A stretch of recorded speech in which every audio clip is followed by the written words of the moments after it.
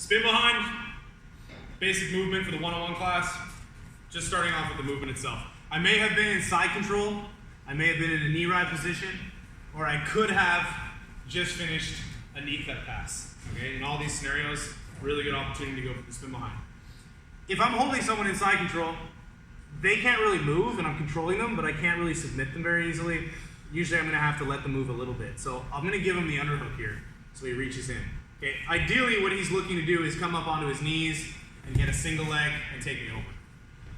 So as I give him the space to get that underhook, I'm gonna frame and check the inside of his elbow as I frame his head and step over his head with my top leg. My top knee drops to the mat and acts as a wedge, or it's a pretty shitty wedge, but it acts as a wedge for a moment to keep his back off the mat.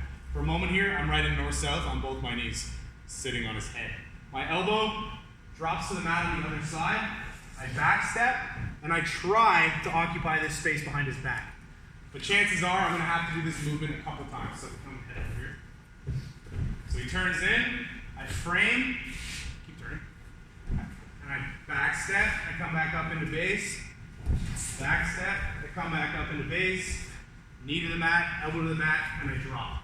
All right, if I do this quick enough, so really exaggerate the turning, here, I turn, he goes again, I turn, stay on your side there for a second, here, and I can occupy the space behind his back and end up with some kind of a seatbelt or chair sit position.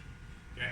Just as another idea, I could be working on lateral movement, so windshield wiper side to side, so I'm on top like this. So that affords me my A option. My B option, rather than moving laterally, is going to be moving around north-south. So if I can't, this movement is just much easier to perform, and it's really versatile. But if he turns into me, and I'm like, it's not really safe for me to drive across his midsection here, usually that's going to mean, virtually always, that's going to mean there's room to move north-south. So there's kind of a movement system where I'm moving like this, just give me a little bit of resistance. So he starts trying to escape here, I go perfect. Now I'm going to spin behind, and you notice I can spin behind right into the knee ride. Okay, I try to drive his legs away, he turns back into me, I windshield wiper, turns back into me. Maybe I go again, I'll try it on the other side. He hip escapes, no big deal.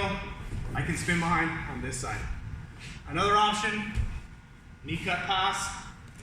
It's not uncommon, we go for the knee cut pass here.